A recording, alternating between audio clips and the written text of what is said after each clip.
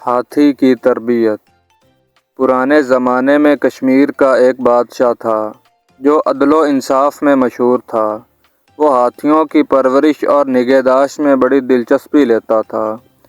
اس کے فیل خانے میں 400 ہاتھی تھے، جن کی دیکھ بھال کے لیے فیل بانوں کی ایک بڑی تعداد موجود تھی۔ یہ فیل بان سواری، جنگ اور سفر کے لیے ان ہاتھیوں کو تربیت دیتے تھے۔ جب بادشاہ کو ایک شہر سے دوسرے شہر کا سفر درپیش ہوتا تو یہ فیل بان ہاتھیوں پر تخت کس دیتے، درباری ان پر سوار ہو جاتے۔ ہاتھیوں کا یہ قافلہ قابل دید ہوتا تھا۔ جب کسی جنگ کا سامنا ہوتا، جنگجو ہاتھیوں کے ہمراہ میدان جنگ کا رخ کرتے اور دشمنوں کو تباہ و برباد کر دیتے۔ بادشاہ ہر روز ایک بار ہاتھیوں کا معائنہ کرتا تھا۔ فیل بانوں کے کام پر اس کی حوصلہ افزائی اور کبھی کبھی اپنے قریبی لوگوں کے ہمراہ شکار یا سیر کے لیے ہاتھیوں پر سوار ہو کر صحرا اور جنگل کی طرف نکل جاتا۔ ایک روز بادشاہ خاص شکاریوں کے ایک گروہ کے ساتھ شکار کو روانہ ہوا تو انہوں نے جنگل میں ایک قوی الہیکل اور وحشی ہاتھی کو پکڑنے کے جتن کیے۔ ایسا قوی ہیکل ہاتھی جو اپنے بڑے جثے کے ساتھ بادشاہ کے فیل خانے میں تب نہیں تھا۔ ایک تنومند اور ہیبت ناک ہاتھی جس کی برف کی مانند سفید دو بڑے بڑے دانت تھے، جو اپنی سونڈ کے ساتھ کسی بھی گائے کو ہوا میں اچھال سکتا تھا اور بجلی کے کڑکے کی طرح چنگاڑتا تھا، اور دور سے 4 سنگین ستونوں پر بنے ایک گنبد کی طرح دکھائی دیتا تھا۔ جو اپنے بھاری بھرکم جسم کے ساتھ چلتا تو اس کے پاؤں کے تلے زمین لرزتی تھی۔ وہ ایک ٹکر سے کسی بھی پرانے درخت کو جڑ سے اکھاڑ پھینکتا تھا۔ وہ ہمیشہ جنگل میں بھاگ دوڑ میں مشغول رہتا تھا اور انسان کی شکل و صورت سے واقف نہ تھا۔ اس نے زنجیر، رسی، طویلے اور فیل خانے کا نام تک نہیں سنا تھا۔ شکاریوں نے اسے پکڑا اور اس کی ٹانگوں کو الگ الگ مضبوط زنجیروں سے جکڑ کر بادشاہ کے حضور لے آئے۔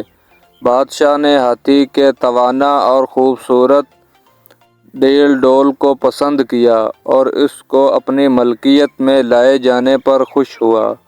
اس خوشی میں اس نے شکاریوں کو بھاری انعامات سے نوازا۔ پھر فیل بانوں کے سربراہ کو طلب کر کے اس سے پوچھا، اس ہاتھی کے بارے میں تمہارا کیا خیال ہے؟ سربراہ نے کہا، میں اس ہاتھی کے بارے میں کیا کہوں؟ سچ تو یہ ہے کہ میں نے اس ڈیل ڈول کا ہاتھی اس سے پہلے نہیں دیکھا۔ افسوس صرف اس بات کا ہے کہ یہ جنگلوں میں گھومنے پھرنے والا جانور ہے اور اسے دوسرے ہاتھیوں کے ساتھ رکھ کر نہیں سدھارا جا سکتا۔ بادشاہ نے کہا، جو بھی ہو، اس ہاتھی کو سدھارنا بہت ضروری ہے۔ میری خواہش ہے کہ میں اس پر سواری کروں اور لوگ دیکھیں کہ اس سے پہلے کسی اور کے پاس اس ڈیل ڈول کا ہاتھی نہیں تھا۔ فیل بانوں کے افسر نے کہا، اس ہاتھی کی تربیت بہت مشکل ہے۔ اب یہ بچہ نہیں، جنگل میں پلا بڑھا ہے اور اس نے بغیر کسی پابندی اور قید کے پرورش پائی ہے۔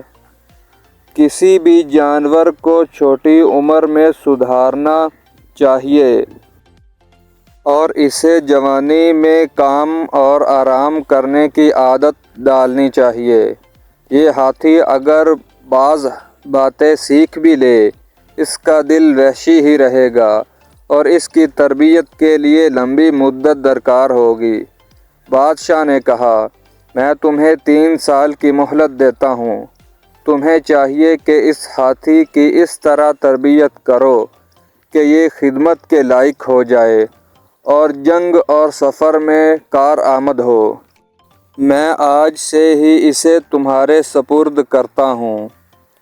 اسے وعدے کے مطابق کام اور میدان جنگ کے لیے تیار ہونا چاہیے۔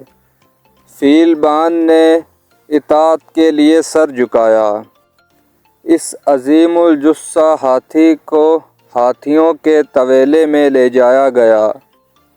ایک بڑا گھر اور باغ اس کے لیے مخصوص کر دیا گیا اور فیلبان اپنی سمجھ بوجھ کے مطابق اس کی تربیت میں مشغول ہو گیا۔ اس نے ایک مدت تک مضبوط زنجیروں میں جکڑ کر اس کی نگہداشت کی اور اسے اپنے ہاتھ سے خوراک اور پانی دیتا۔ رفتہ رفتہ ہاتھی تھوڑا رام ہو گیا۔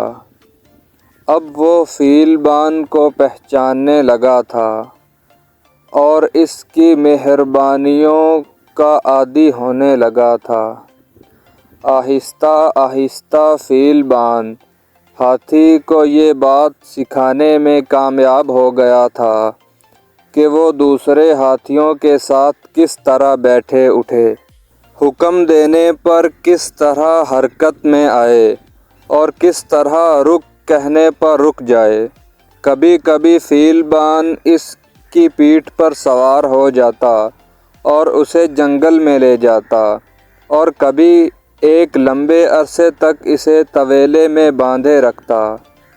بعض اوقات اسے دوسرے ہاتھیوں کے ساتھ لڑاتا اور کبھی اس کے ساتھ باندھ دیتا اور ضروری عادات سکھاتا۔ یوں 3 سال کی مدت گزر گئی اور وعدے کا دن آ پہنچا۔ بادشاہ نے ہاتھی کو لانے کا حکم دیا تاکہ وہ خود دیکھے کہ اس کی تربیت کیسی ہوئی ہے۔ فیلبان نے ہاتھی کو حاضر کیا۔ اب اس کے ہاتھ پاؤں زنجیروں سے آزاد تھے۔